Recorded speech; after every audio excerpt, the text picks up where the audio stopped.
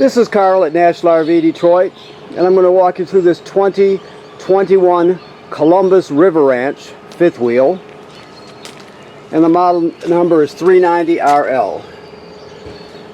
Okay, so this is not a sales video or floor plan. It's a how-to. So I'm just going to show you some of the features and how they work. Now I know your trailer is still dirty, but we'll have it all washed and cleaned up when you come to pick it up. So these doors on this side just go to the storage under here. As you can see, huge amount of storage. Okay, there's also this one. If you can see right there, that's your air conditioner right there. So it's got a internal air conditioning unit. One thing to know is that this has a 6-point automatic stabilizing system, right? The controls to operate it, there's two different ways to operate it. There's a control on the off-door side front compartment, and that has basic functions. And then inside, there's a touch panel when you get inside the door that has more functions. So there's two different ways to operate it. I'll show you that as we get to it. So this is an LP quick connect right here, and that's in case you want to attach a grill or griddle or some kind of a gas appliance. Just make sure it's the right pressure appliance for an RV. Storage here. A lot of storage in your basement here. You've got two 30-pound LP tanks, one on each side. You have here in the front, you've got two 27 series deep cycle marine batteries. They're wired together at 12 volts, so you're just basically doubling your storage capacity, which is important because this trailer has an inverter to invert 12 volt DC to 110 AC. I'll show you that when we get to it, okay?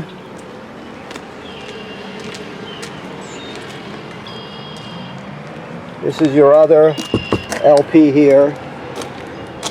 Now, okay, first of all, we're talking inverter. This is the inverter right here. What this unit does is it takes 12 volt DC from your battery, it converts it to inverts it to 110 AC, and then sends it right to your refrigerator. So you have a regular household refrigerator, but it can run off battery. So when you're towing down the road, the alternator on your tow vehicle is charging the battery. When you're plugged in, your power converter is charging your battery. I'll show you the converter.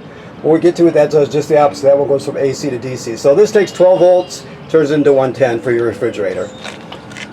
Now this control panel is the basic one. To light it up, you push both arrows at the same time. You can see the light one on there. And basically, you're going to use auto level and auto hitch. Those are the most common.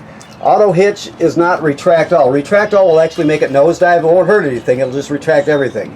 If you push auto hitch, it'll put it right to the same position it was in the last time right before you auto level. So if you unhooked from you pulled your tow vehicle out and then you push auto level, when you're ready to leave, you push hitch height and it'll return it right to that same hitch height. So theoretically, you should be able to slide right underneath and have an easy hookup. So auto level and auto hitch are the most common. Now the touch panel inside has more features.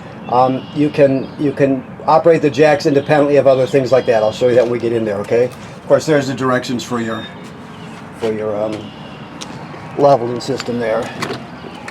Now, whoops, I'm sorry. Sorry about that. This is your touch panel control box here, just so you know what that is. This is a kill switch for the batteries. If you want to shut them off, you do it right there. And this is an outside panel for your slide outs and awnings.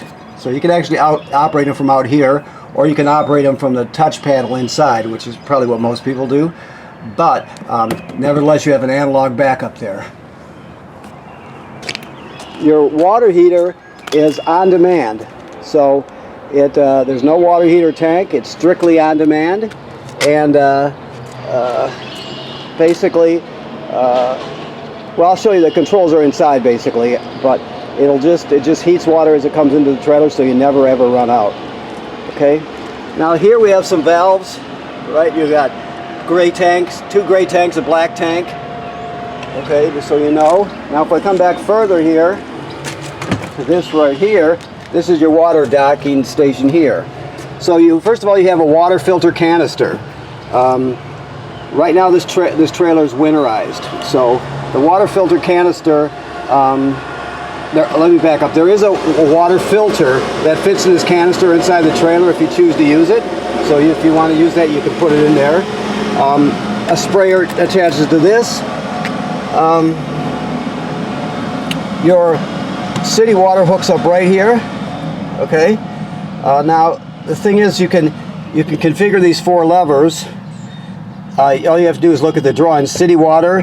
So if we want to just operate in city water, it would be this position right here. See, so your city water will just send everything into the plumbing. So you're all set. Now, if you want to fill your tank, you would change it to this position here, and that'll fill your fresh water tank. That's in case if you're camping somewhere where you don't have plumbing on the campsite, you can pre-fill the tank in order to pump it out. Then after you put it in that position to pump it out, you go back to dry camping, and that would be this one here, and then you can just pump the water out. There's a switch for your pump. There's also one inside the trailer to winterize and sanitize, so you have all of that. I'll put it back to city water just so it's right there. Okay.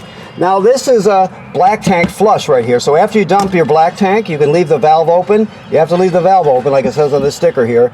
Hook the hose at the dump station on there, turn around, it'll spray out the inside of your black tank. Do a really good job cleaning off the sensors and that sort of thing. This is just telling us that there's some wiring in here for if you wanted to add a solar panel. Okay. This is just storage. This is the intake for your air conditioner here, or the vent for your air conditioner. Now your short cord, which is a 50 amp cord, it pulls out and then it retracts using the motor. Also, you have your pre-wired for backup cameras, if you wanted to add those. You have a ladder, which is great because the manufacturer states you should inspect the roof every 90 days, so someone needs to look at the seals, make sure there's no cracking or separation, any place water can get in. Make sure there's no damage by low branches to any of the roof attachments or the roofing material, anything like that. Just give it a good inspection, okay? People generally don't inspect the roof enough, so it's an important thing to do. Okay, so let's go inside here. Got your stairwell here.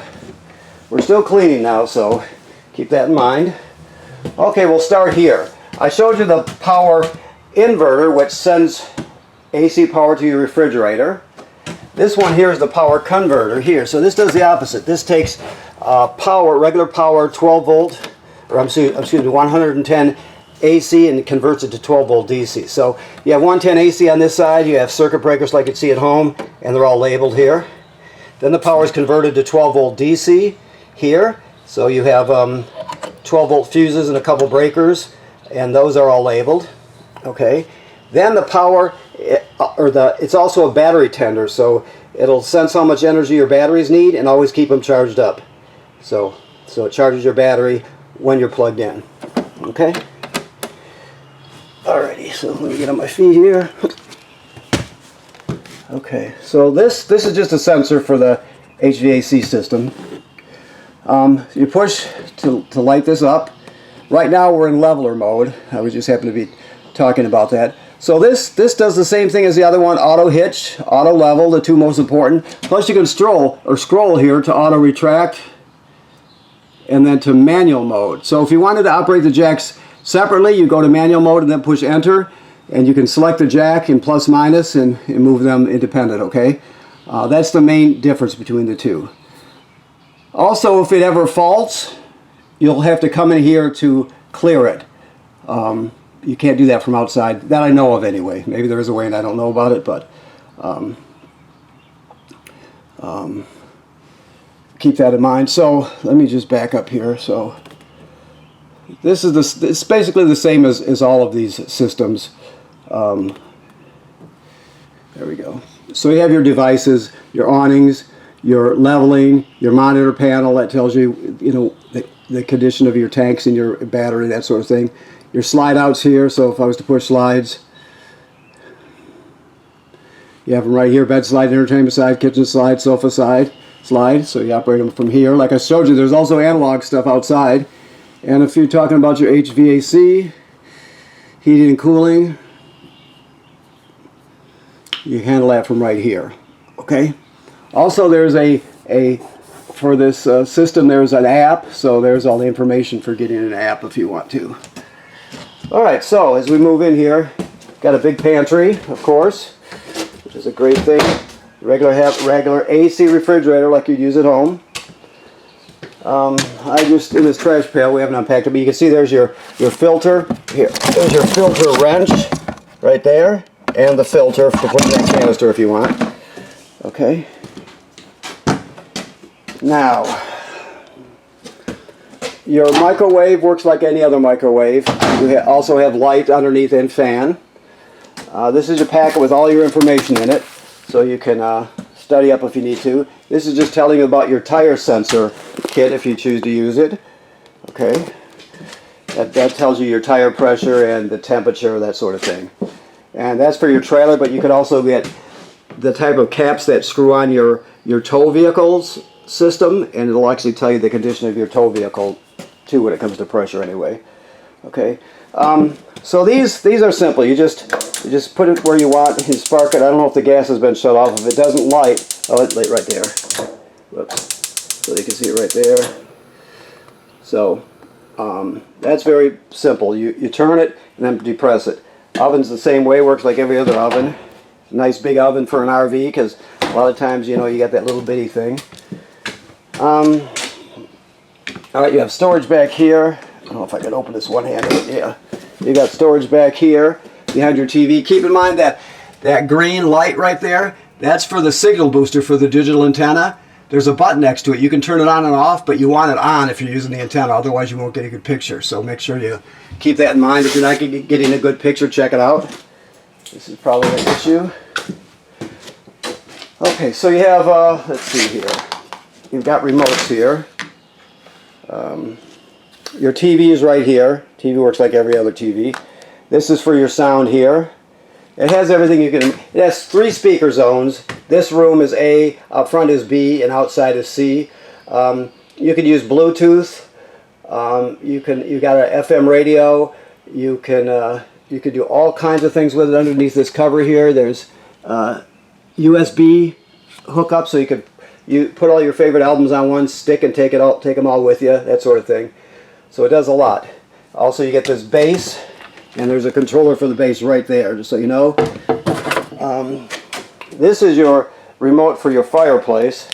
The fireplace works on AC, so it's a good thing because you can use it to take the chill out of the trailer, for example. It also has a timer so you could run it, you know, set it to turn on 20 minutes before you get up in the morning or whatever. But the thing is, you know, you got a limited supply of LP gas, so with this, you can always take the chill out and you're using electricity, so you're not using up your limited supply of gas. All right, so here we go. H, that's high for the fan speed. Off, low, high. So that's fan speed. You have your temperature up and down. You can change the look of the fire. Actually, this is the look for the crystal rocks, I would say. Okay. And of course the timer. So it does a lot of different things, and it's a very good space heater. Okay. So those are the 3 remotes for up here. These, of course, you have these with your 110 and USB charging.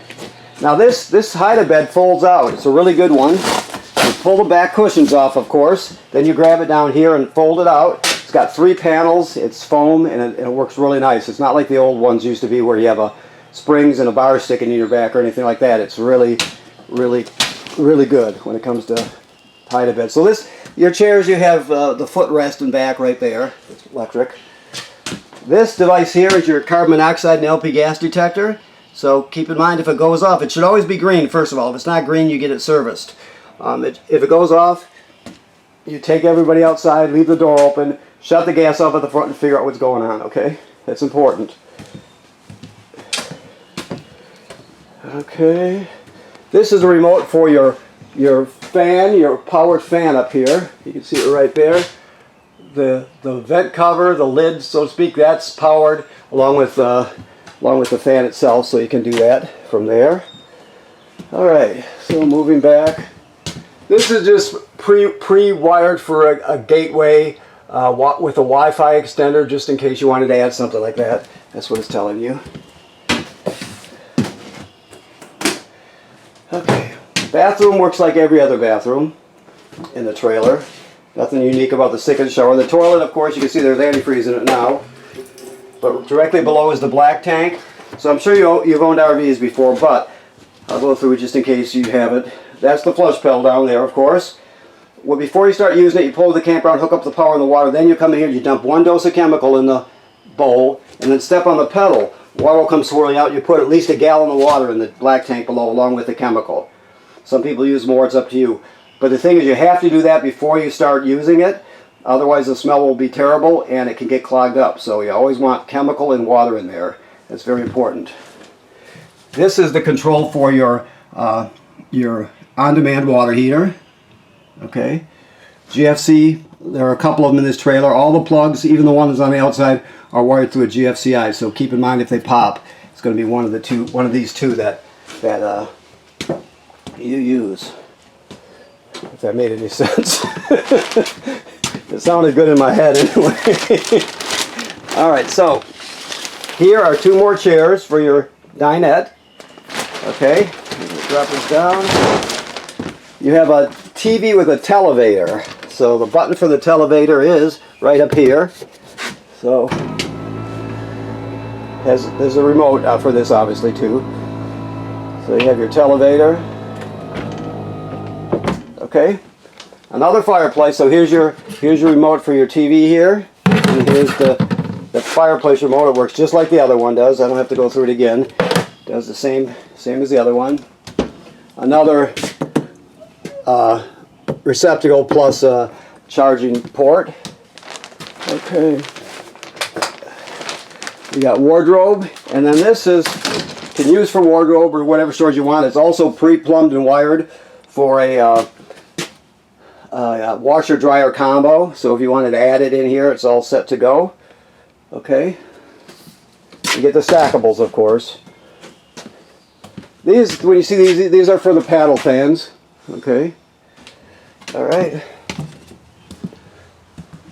let me look. I think I pretty much got it. Don't make sure your smoke alarm works. That's important, of course. Check it regularly. Okay, let me look around here. I think I've got it pretty well. Okay, so first I want to thank you for purchasing your trailer here at National RV Detroit. And second of all, remember what I said about inspecting your roof every 90 days? That's important. And also, right now this is winterized. There's antifreeze in the system, so keep that in mind. I know it's getting warm out, but we haven't started de-winterizing. If you want that done, you got to talk to Chris, and we can do that for you real quick. Okay, if you want to de-winterize, that means. So, okay, thank you very much.